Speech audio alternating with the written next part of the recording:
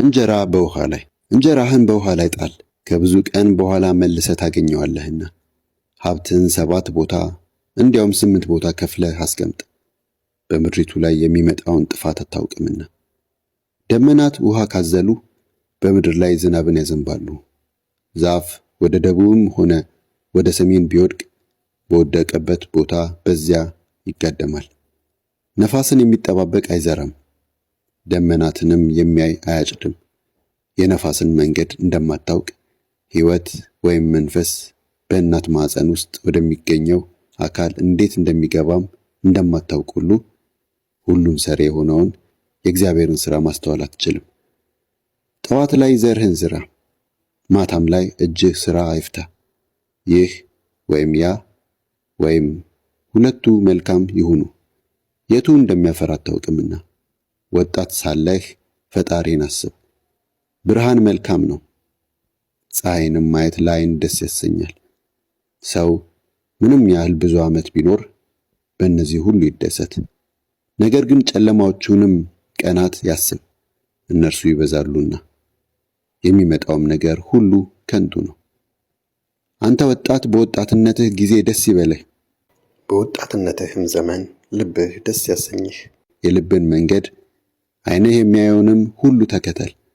ነገር ግን ስለ እነዚህ ነገሮች ሁሉ እግዚአብሔር ወደ ፍርድ እንደሚያመጣህ እወቅ።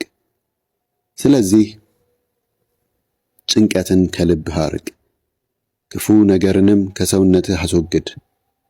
ወጣትነትና ጉብዝና ከንቱ ናቸውና። እንጀራ በውሃ ላይ እንጀራህን በውሃ ላይ ጣል፣ ከብዙ ቀን በኋላ መልሰህ ታገኘዋለህና። ሀብትን 7 ቦታ እንዲያውም 8 ቦታ ከፍለህ አስቀምጥ፣ በምድሪቱ ላይ የሚመጣውን ጥፋት አታውቅምና። ደመናት ውሃ ካዘሉ በምድር ላይ ዝናብን ያዘንባሉ። ዛፍ ወደ ደቡብም ሆነ ወደ ሰሜን ቢወድቅ በወደቀበት ቦታ በዚያ ይጋደማል። ነፋስን የሚጠባበቅ አይዘራም፣ ደመናትንም የሚያይ አያጭድም።